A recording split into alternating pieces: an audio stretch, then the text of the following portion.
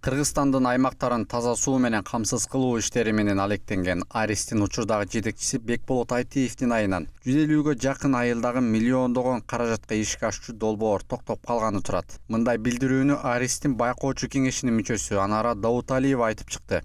Международный отдел в течение 4 месяцев Айтиев Бекболот Баратович, я сам 21 июня нас срочно позвали, когда летние каникулы в отпуска, на очередное заседание наблюдательного совета. Мы пришли, и нам представили нового директора и сказали, что старый директор уходит по собственному заявлению, но нам не предоставили по процедурам и наблюдательного совета, и международных доноров, не предоставили резюме. Это было председатель наблюдательного совета Бекбоевым с администрации президента, так как Арис является учредителем, Ариса является аппарат президента, нам устно было сказано, что вот такой-то, такой-то 10 лет проработал, и и все проголосовали. Были вот это первое нарушение. И если смотреть как международное дело, я хочу по вашей квалификации сказать, значит, в течение 4 месяцев банки, основные доноры, Всемирный банк, исламские, не дали одобрение.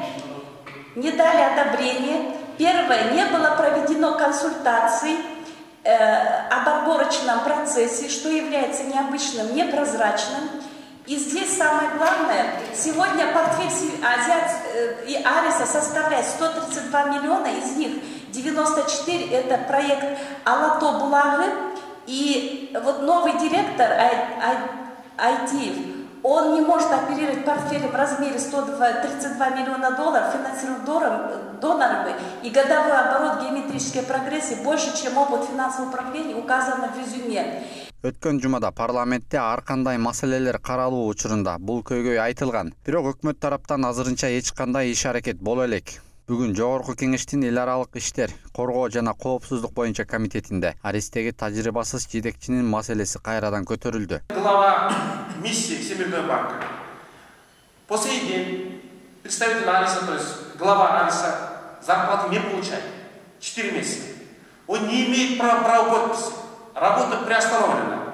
Если так будет оставаться, на следующий год проект будет сорван. На 115 все, это 300 тысяч населения остается без воды. Первая угроза. Вторая угроза. А вообще следующий проект по Баткенске, Таласке, Нарысковске не будет работать.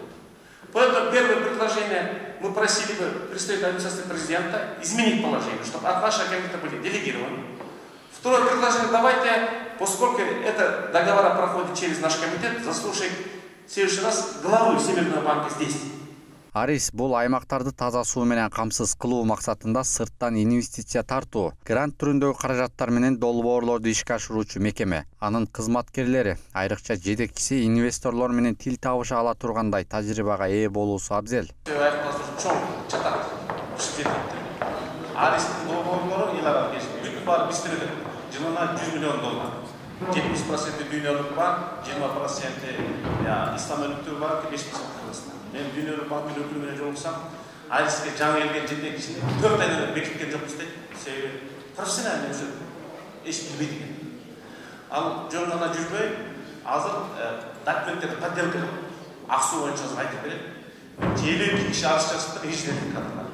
Комитеттин мүчөлөрү таза суу менен камсыз кыла турган мындай долбоорлордон куржалак калсак, чоң катачылык болоорун айтышты. Кийинки отурумда Аристин жетекчиси катары эсептелген Бекболот Айтиевди чакырып, тез арада маселени чечүүгө токтолушту. Айтиевди да чакыралы. Всемирный банктын эмеси бул өтө маанилүү маселе. Биз өкмөтүбүз кыйраткан бир жумуш жасабай аткандан кийин положение боюнча Аристин токтоп турганы бул недопустимо. Абсолютно недопустимо. Поэтому муну кийинки эң негизги маселе кылып кароону анда Келаткан жумада Жогорку кеңеште Аристин жетекчисинин кызмат ордунун маселеси каралып калышы толук мүмкүн. Себеби депутаттар баса белгилегендей, бул маанилүү тармакка кайдыгер кароого мүмкүн эмес.